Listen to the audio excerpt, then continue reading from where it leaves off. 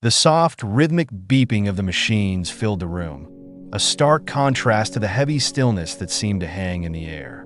The curtains were drawn, casting the space in dim, muted tones, where only the glow of medical devices provided any real light. A figure lay motionless on the large bed, her face pale against the white pillows, her body still, frozen in a reality where time itself seemed to stop. This was Mrs. Eleanor Harrington, a woman whose name once commanded respect and admiration throughout the city's elite. But now, in this private room, she was reduced to a hollow shell of the person she once had been.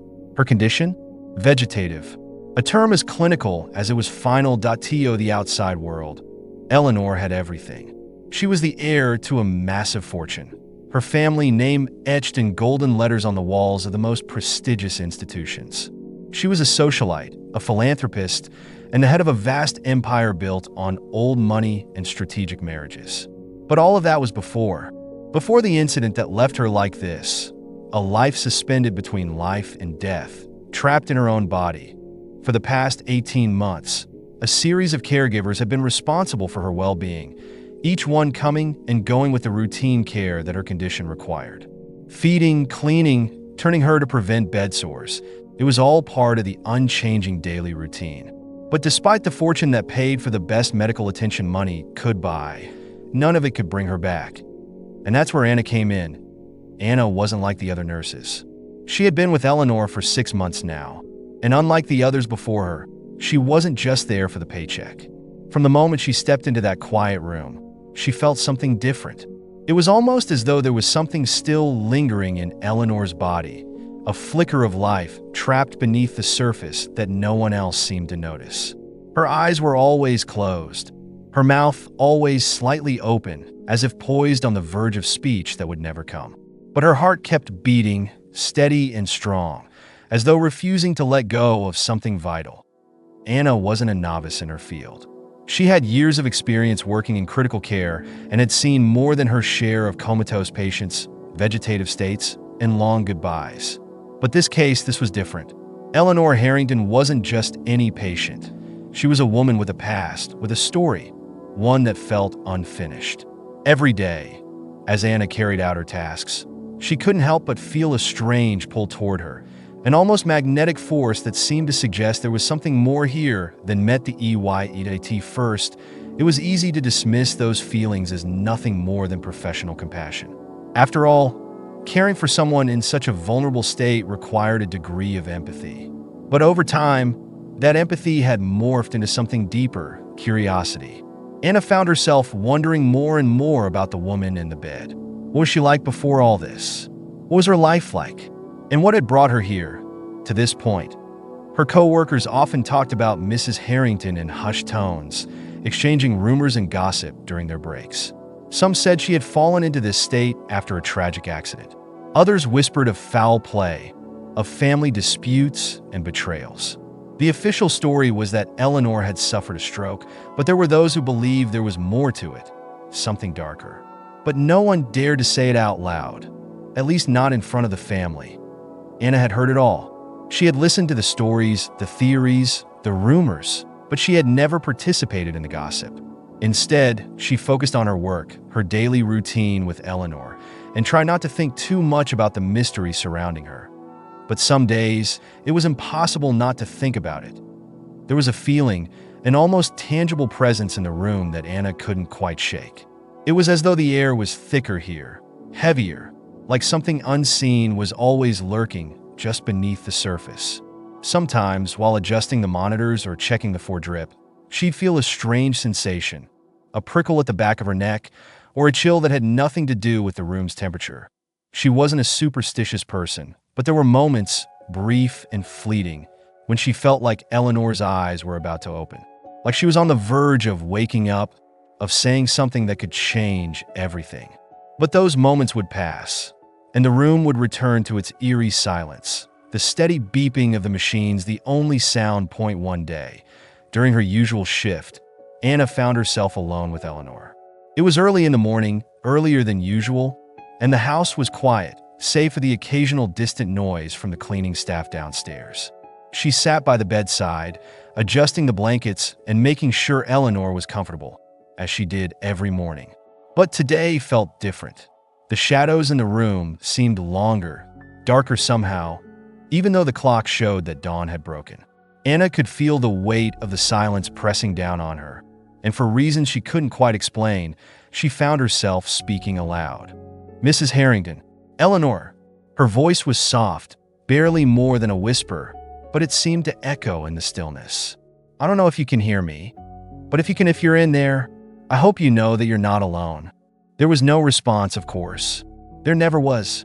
But as she sat there, staring at the woman's still form, something strange happened to the sound that was faint. So faint that at first, Anna thought she might have imagined it. But no, there it was again. A soft, almost imperceptible noise, like the rustling of fabric or the faintest exhale of breath. Anna froze, her heart pounding in her chest. She leaned closer, her eyes scanning Eleanor's face, looking for any sign, any movement. But there was nothing. Eleanor's chest rose and fell with the mechanical precision of the ventilator, her face as serene and expressionless as ever. And yet, the sound persisted. Anna's pulse quickened as she stood up, moving closer to the head of the bed, her eyes darting around the room, searching for the source of the noise. It was coming from Eleanor's direction. She was sure of it. But there was no movement, no change in the woman's condition. The machines continued their steady rhythm, the monitors showing the same unchanging vitals as always. But the sound was real. That wasn't until Anna leaned in even closer, her ear almost brushing against Eleanor's lips, that she realized what it was. That was a voice so quiet, so faint, that it barely registered as sound. But it was there, unmistakable. And it was coming from Eleanor. Anna's breath caught in her throat as she listened, her heart racing, her mind struggling to process what was happening. The voice was faint, broken, as though it were coming from a great distance, but it was real. Eleanor was speaking, or at least, she was trying to. Anna's mind raced as she struggled to understand what this could mean. Was this some kind of anomaly, a random muscle spasm, or involuntary vocalization? Or was it something more? Could Eleanor be waking up? Could she be trying to communicate after all this time? Anna's hands trembled as she fumbled for the call button, her fingers shaking with adrenaline. She pressed it, summoning the other staff to the room, her heart pounding in her ears. But as she waited for them to arrive, she realized something. The voice, it wasn't a cry for help. It wasn't a word or even a phrase. It was just a sound, a soft, broken murmur that seemed to hang in the air, repeating itself over and over again. And then, as suddenly as it had started, it stopped. Anna stood there, staring down at Eleanor's still form, her mind reeling.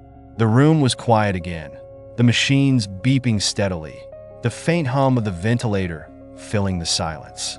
Eleanor's face was unchanged, her body as motionless as ever. Had she imagined it? Had the long hours and the isolation finally gotten to her? Or had something truly extraordinary just happened? Before she could even begin to answer those questions, the door swung open and the other nurses rushed in, their faces filled with concern and confusion. But when Anna tried to explain, her words faltered. How could she explain what she had heard? How could she make them understand what she had felt in that moment? The strange and overwhelming sensation that something was about to change.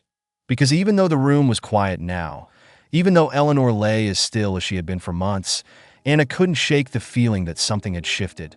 Something was happening.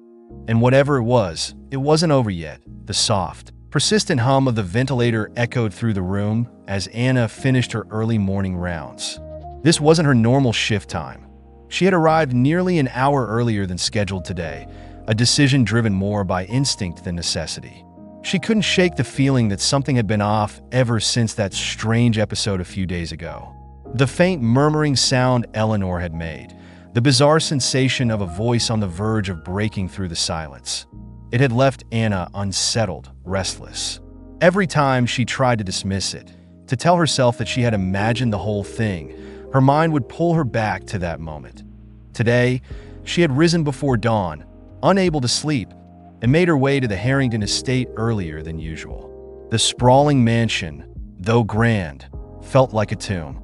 It had been built in a time when wealth was meant to be displayed, with high ceilings, ornate chandeliers, and walls adorned with portraits of Harrington ancestors, their eyes seeming to follow anyone who dared to walk through the house's quiet halls. The household staff was already awake, but the mood was somber as always. The cleaners, gardeners, and cooks went about their duties with the careful efficiency of people who had long ago learned to keep their heads down and not ask too many questions. The Harrington family, once lively and notorious for their extravagant gatherings, now lived in the shadows of Eleanor's condition. The house was silent, cold, as if the very walls had absorbed the sadness that had taken over since Eleanor's fall from grace. Anna had slipped quietly up the stairs to the wing where Eleanor's private room was located.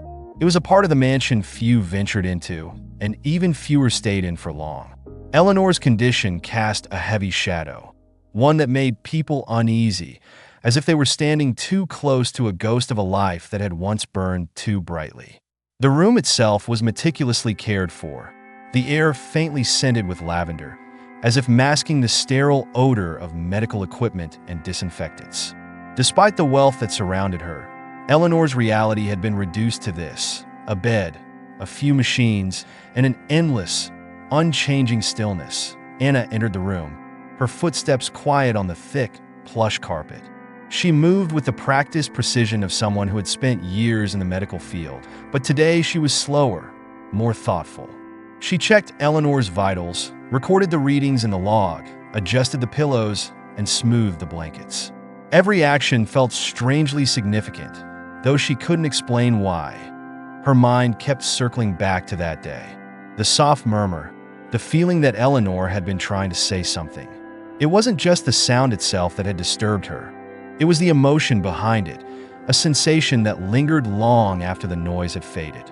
Anna had experienced similar cases of vegetative patients in her career, but something about Eleanor felt different. It was as if there was an invisible tension in the air around her, a silent story waiting to unfold. As she finished her routine, Anna found herself drawn to the chair by the window, the one where she sometimes sat during her breaks. It offered a view of the expansive gardens below, a sea of manicured lawns and hedges that stretched out towards the horizon.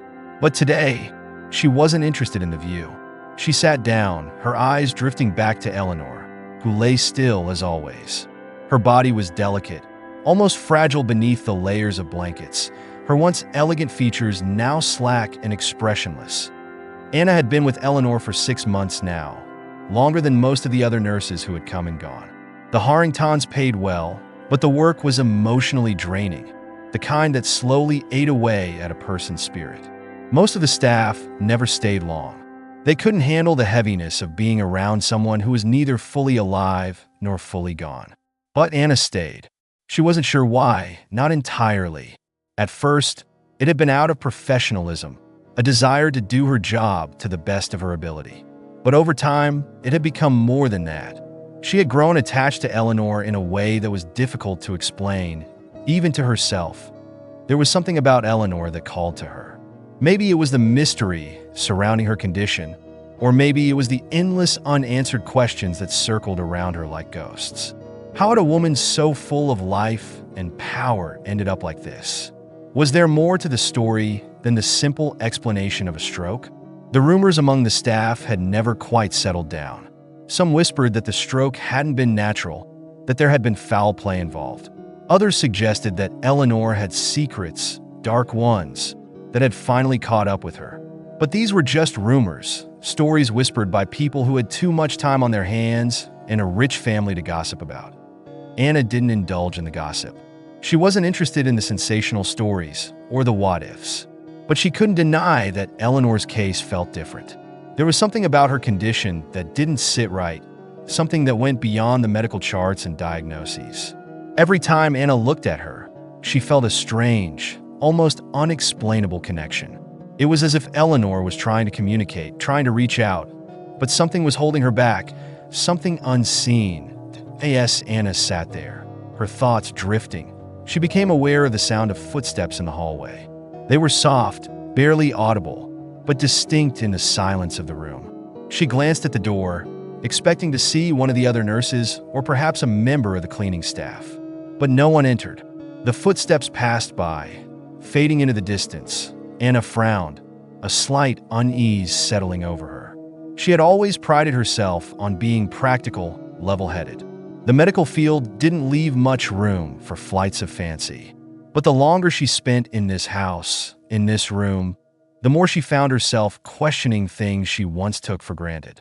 There was something about this place, about Eleanor's condition, that made the hairs on the back of her neck stand on end. It was as if the house itself was holding its breath, waiting for something to happen. She stood up, moving toward the bed once again.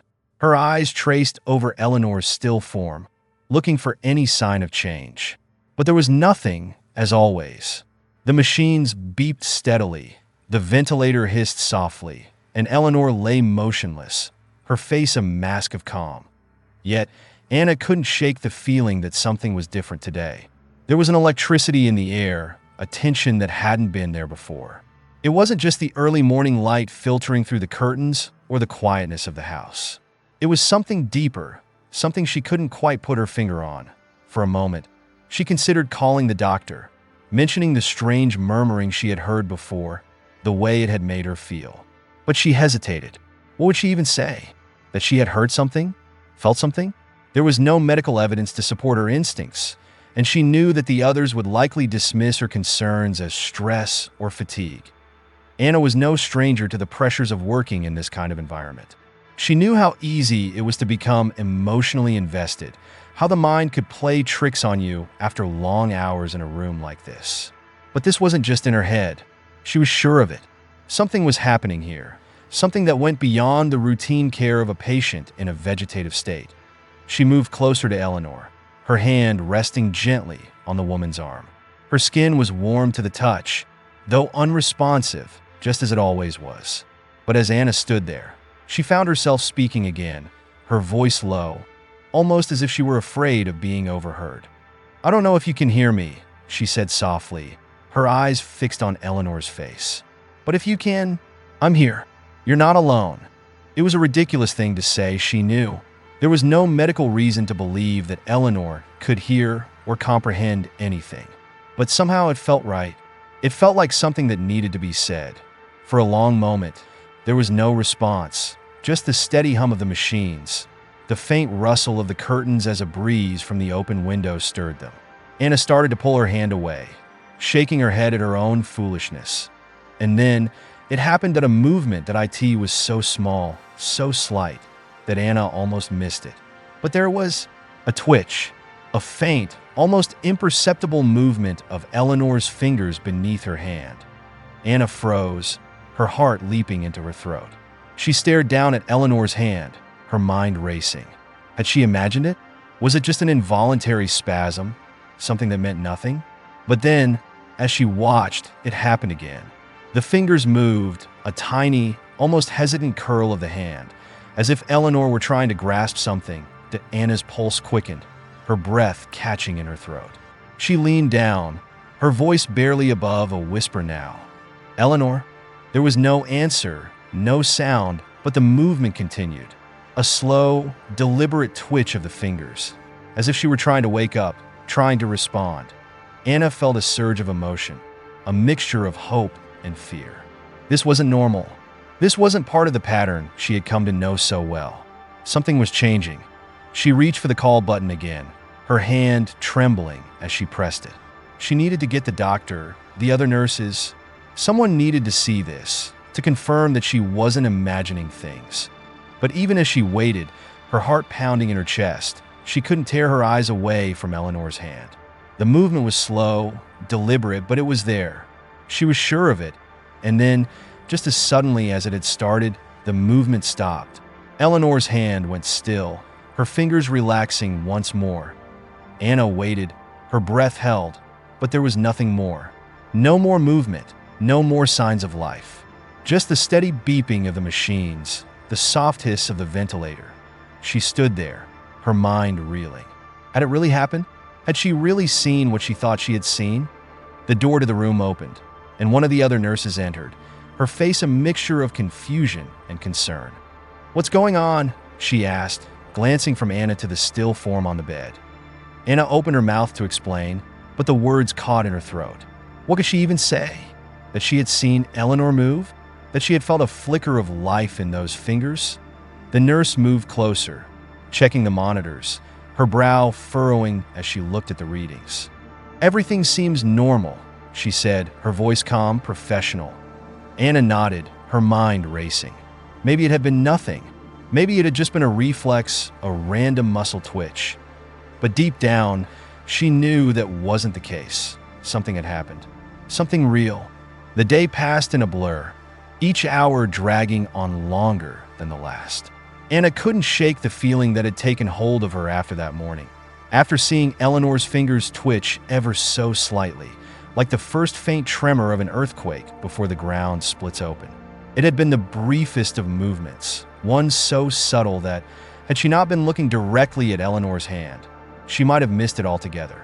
But Anna had seen it, and now she couldn't unsee it. The faint curl of Eleanor's fingers, the way they had almost reached out as if grasping for something just out of reach, that no one else had noticed it. The other nurses had come and gone, checking Eleanor's vitals, adjusting her for, performing the same monotonous tasks they did every day. To them, Eleanor was still the same as she had always been, a motionless, silent body, a patient whose days were measured in the steady beeps of a heart monitor. But Anna knew something had changed.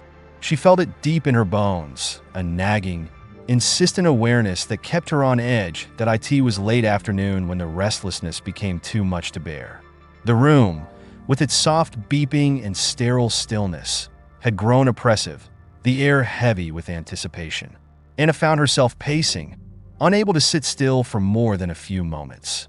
The sunlight slanted through the windows in long, golden shafts, casting the room in an almost serene glow, but there was nothing serene about the thoughts racing through her mind. She couldn't stop thinking about that movement, what it meant, whether it was a sign of something more. She tried to push the thoughts away, to focus on her duties. There were medications to administer, charts to update, and vitals to monitor. But no matter how much she tried to distract herself, her eyes kept drifting back to Eleanor's hand, waiting for any sign of movement, any flicker of life. But hours passed, and there was nothing. Eleanor lay as still as she had always been, her face pale and serene, her body unmoving. By the time the evening shift began, Anna's nerves were frayed. She had considered calling the doctor earlier, explaining what she had seen, but every time she picked up the phone, doubt crept in. What if it had been nothing? What if it had just been an involuntary muscle spasm, a reflex caused by nerve damage or the sheer weight of inactivity? The last thing she wanted was to raise a false alarm, to make everyone think she was losing her grip. Still, that nagging feeling wouldn't leave her. It whispered to her, urging her to stay alert, to pay attention. Something was happening. Something was coming. As the night deepened, the house grew quieter. Most of the staff had gone home, leaving only the night nurses and the skeletal crew that maintained the estate after hours. The hallway outside Eleanor's room was dark and still, the only light coming from the dim sconces on the walls, casting long shadows that seemed to stretch endlessly into the distance. Anna sat at Eleanor's bedside, her eyes heavy with exhaustion, but her mind racing too fast to let her rest. She had planned to leave after her shift ended, to go home and get some sleep, but she couldn't bring herself to leave. Not tonight. There was a tension in the air, an unspoken sense of anticipation that kept her tethered to that room, as though something was waiting just beyond the edge of her awareness. The clock on the wall ticked softly, its sound barely noticeable over the hum of the machines. Midnight came and went, the house sinking into a deeper silence, the kind that only comes when the rest of the world is asleep. Outside, the wind rustled through the trees, making the branches sway like dark figures in the moonlight.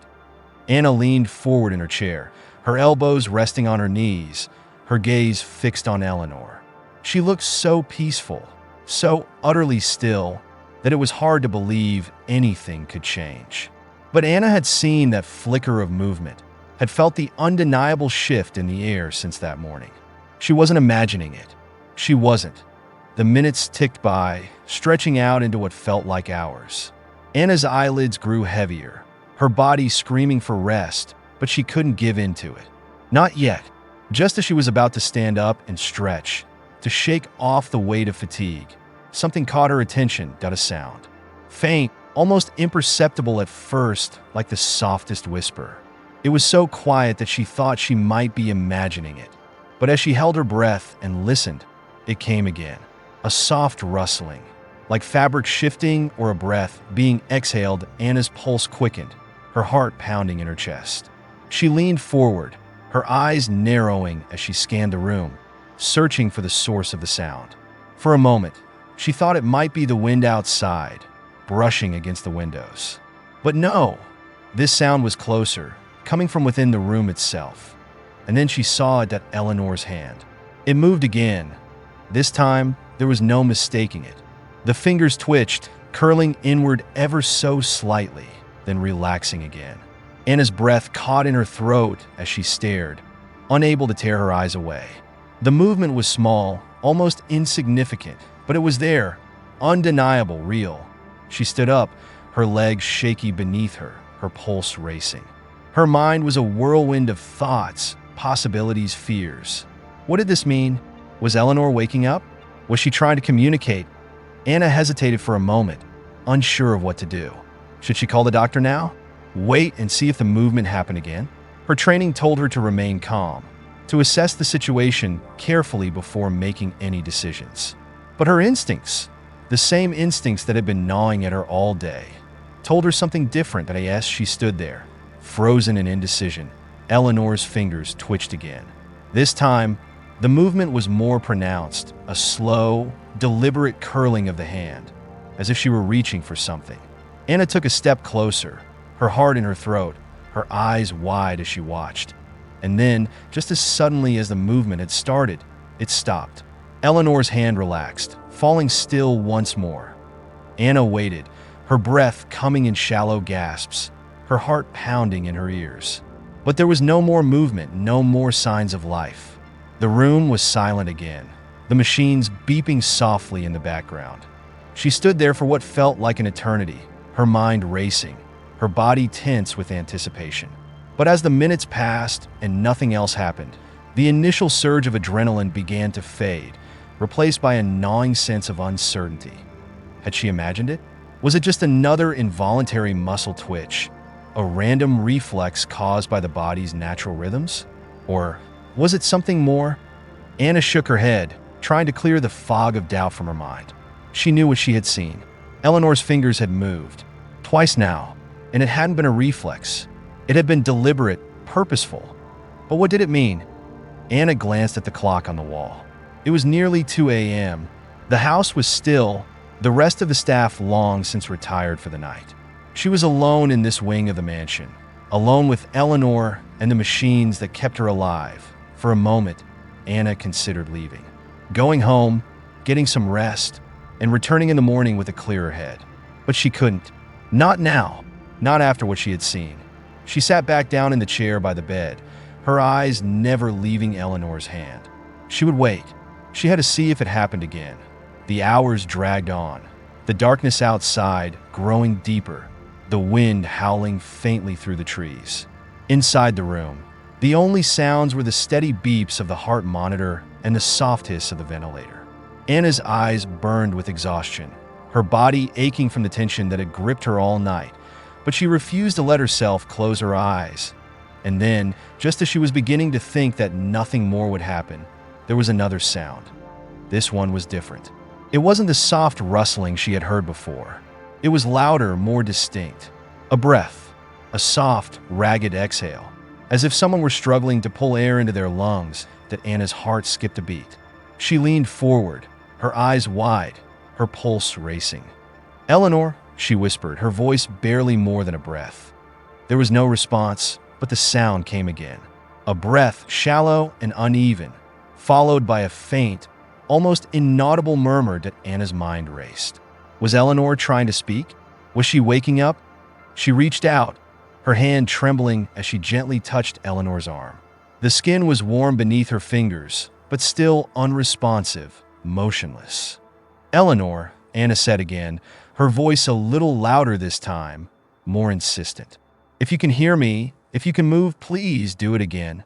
For a long, agonizing moment, there was nothing, just the steady beeping of the machines, the soft rustle of the wind outside.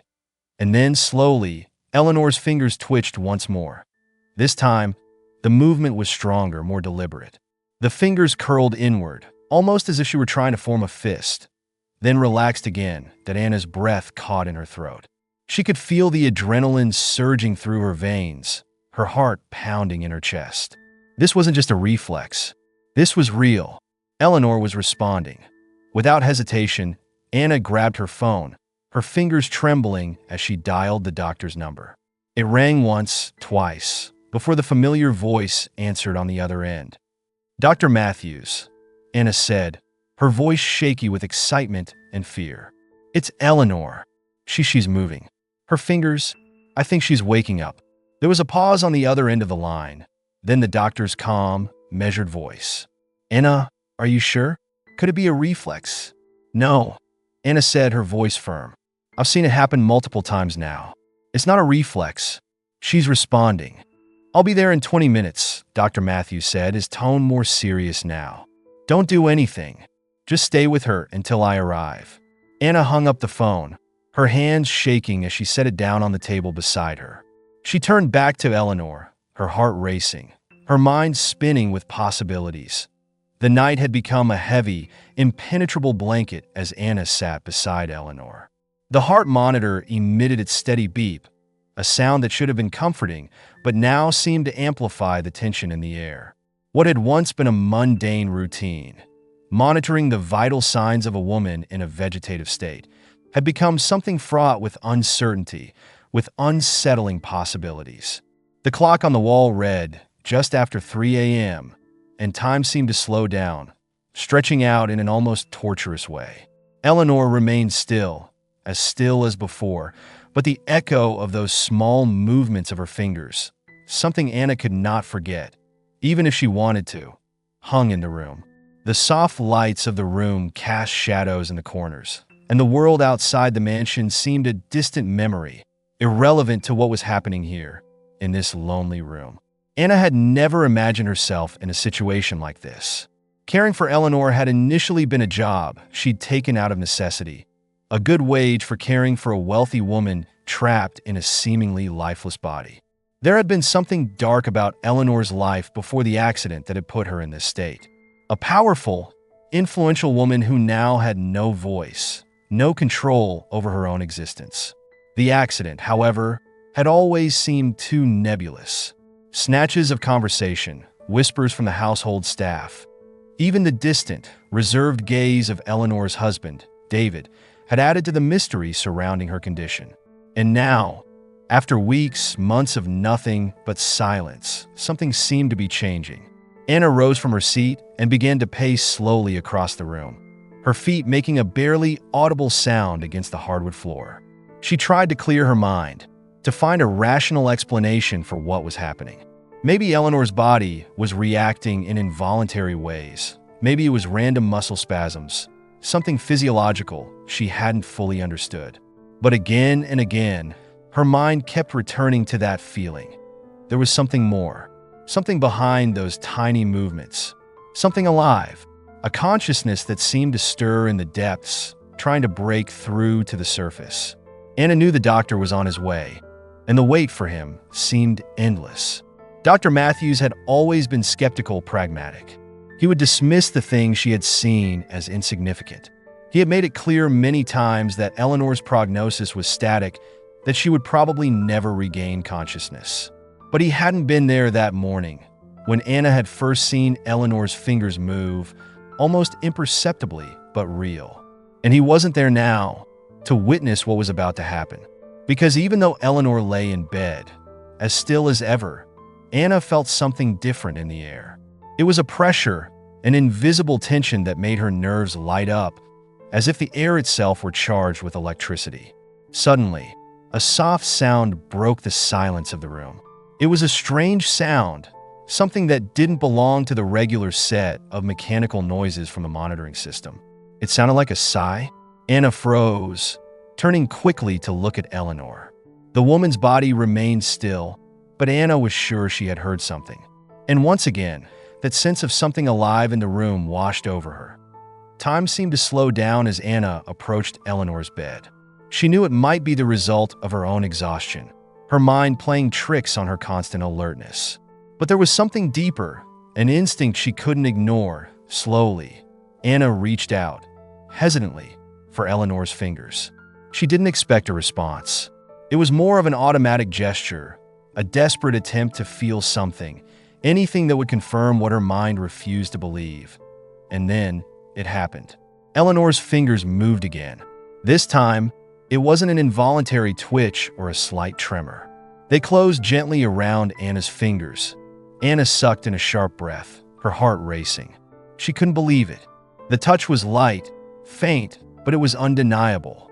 Eleanor was responding. She was conscious, somehow. There was something beyond that blank, fixed stare, something that was trying to surface. The room seemed to spin around Anna as she tried to process what had just happened. Eleanor's fingers relaxed again, releasing Anna's hand, but the sensation remained. That touch, that brief moment of connection that couldn't be ignored. Anna took a step back, her brain racing. She needed to tell someone, needed to make others see what she had seen. But at the same time, there was a growing fear inside her. If Eleanor was waking up, if she was conscious somehow, what did that mean? Anna? What was she trying to say? And more importantly, what had kept her silent for so long? Anna's thoughts were interrupted by a loud cracking sound that echoed through the room. She turned quickly, her eyes scanning the room for the source of the noise. It seemed to have come from the window, but when she got closer, there was nothing. Only the reflection of her own figure in the glass, pale and tired. Then the bedroom door opened with a soft creak, and Anna turned with a start. Dr. Matthews entered the room, his expression serious as always, but there was a hint of curiosity in his eyes. He hadn't expected to find anything different tonight. Anna knew that. To him, Eleanor was just another lost cause, a patient with no future. Anna, what's going on? He asked, his voice low but full of authority. He walked over to Eleanor's bedside, his eyes quickly scanning the machines, the monitors, searching for any sign of change. She moved. Anna replied, her voice louder than she intended. I saw her. She squeezed my hand. It wasn't a spasm. It wasn't a reflex. She's conscious. Dr. Matthews frowned, clearly skeptical, but he approached Eleanor with the same calm he always displayed. He picked up the patient's chart, quickly scanning the numbers on the screens, before leaning over the woman's limp body. Eleanor, he said, his voice soft but firm. If you can hear me, move your fingers. Anything. For a moment, silence reigned in the room. Time seemed to stretch on forever, each second longer than the last. Anna held her breath, her eyes fixed on Eleanor's fingers, waiting, hoping. And then, almost imperceptibly, the fingers moved again. Dr. Matthews took a step back, his expression of surprise quickly hidden by his mask of professionalism. He looked at Anna, and for the first time, she saw something approaching uncertainty in his eyes. I'm going to need to run some tests, he said quickly, his voice more controlled now. It could be temporary, irregular neurological activity. Don't jump to conclusions. But Anna knew he was as surprised as she was. And though he tried to maintain his composure, she could see that what had happened in that room was something he hadn't expected, something he hadn't been prepared for. As Dr. Matthews began to set up his equipment, Anna turned her attention to Eleanor. She was aware of that, Anna had no doubt. But the big question remained. What had kept Eleanor in this state for so long? And what was beginning to happen now, in the silence of the early morning? As the minutes passed, the air in the room felt heavier, as if something invisible was approaching, an almost palpable presence. Anna knew that whatever was about to happen would change everything. For her, for Eleanor, and for everyone around her. And somehow, she couldn't shake the feeling that this sudden awakening was just the beginning of something much, much bigger. Something that no one here was prepared to face.